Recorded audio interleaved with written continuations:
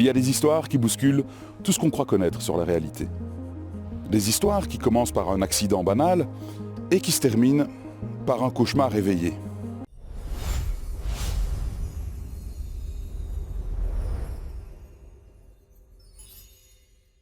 Celle que je vais vous raconter aujourd'hui est celle d'un homme qui, après un choc, a vécu une expérience particulièrement étrange. Une expérience qui, une fois terminée, l'a transformé à tout jamais.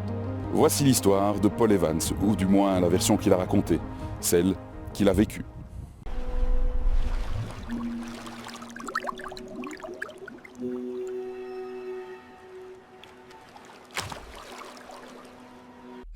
Paul est un quadragénaire sans histoire. Sportif, ambitieux, toujours en mouvement. Ce matin-là, il prend la route tôt, pour un rendez-vous important à l'autre bout de la ville. Le ciel est gris, chargé, l'air humide.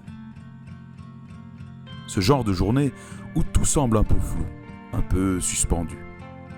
Paul roule, écoute la radio, pense à sa présentation, et puis, tout bascule. Un choc, un dérapage, un bruit métallique.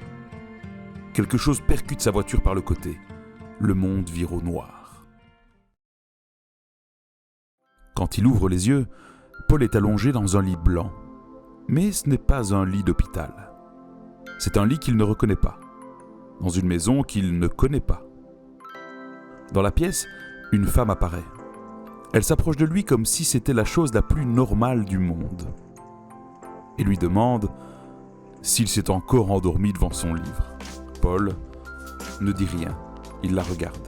Il connaît son visage, il connaît ses yeux. Il sait qu'elle s'appelle Elena. Sauf qu'il ne se souvient pas d'elle. Pas du tout. Elle l'embrasse sur le front et quitte la pièce. Les jours qui suivent sont étranges. Paul vit dans cette maison comme si c'était la sienne. Elena parle avec lui comme s'ils étaient mariés. Elle fait des blagues que Paul comprend instinctivement. Elle cuisine des plats dont il connaît déjà le goût. Et pourtant, son cerveau lui hurle que quelque chose cloche. Mais tout est tellement normal, tellement logique, tellement familier. Il découvre qu'il travaille comme architecte dans une entreprise qu'il n'a jamais vue. Il se rend compte qu'il connaît les collègues, les rues et les itinéraires. Sa mémoire s'ajuste, comme un puzzle qui se reconstitue devant lui. Chaque jour, des souvenirs apparaissent. De vrais souvenirs. Du moins, c'est ce qu'il ressent. Les anniversaires, les soirées entre amis, les vacances, les disputes, les réconciliations, et puis, un moment bouleversant. Elena lui annonce qu'ils attendent un enfant.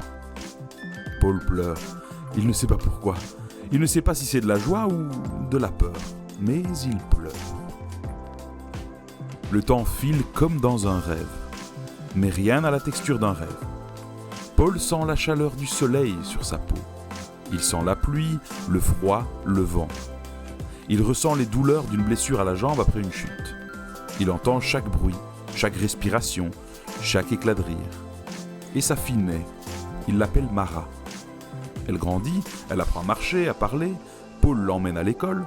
Il la console quand elle tombe. Il rit quand elle s'agrippe à sa jambe pour qu'il ne parte pas au travail. Il l'aime profondément. Il vit, il existe.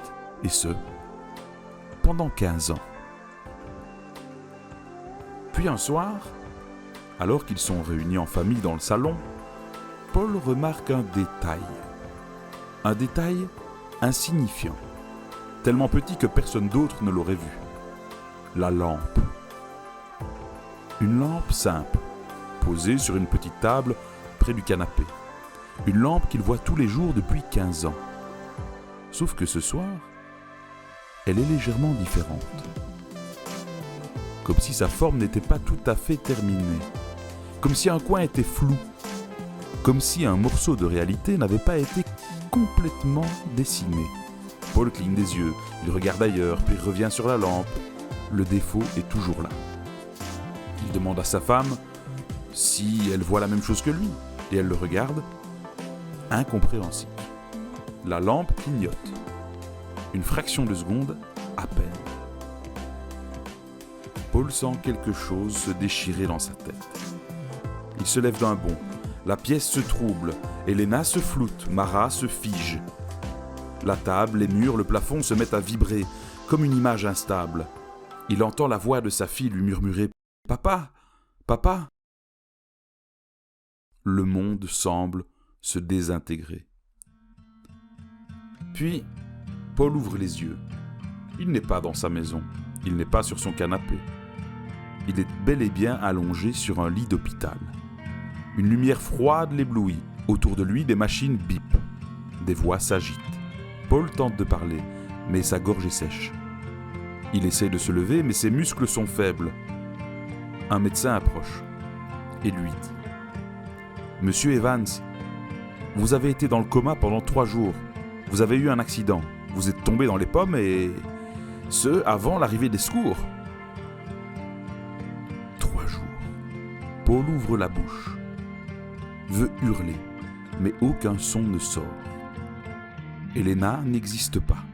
Mara n'existe pas. Les 15 années n'ont jamais eu lieu. Sa famille inventée, ses souvenirs, son travail, sa maison, sa fille, la naissance, les anniversaires, les baisers, les soirées, tout était une illusion. Un monde créé dans sa tête, si réel qu'il aurait juré y avoir vécu une vie entière. Le médecin pose une main sur son épaule et lui dit « Vous êtes en vie, Paul, c'est ça qui compte. » Paul ferme les yeux. Une larme glisse. Parce que quelque part dans un monde qui n'a jamais existé, une petite fille l'attend toujours. Et elle ne comprendra jamais pourquoi son papa n'est jamais revenu.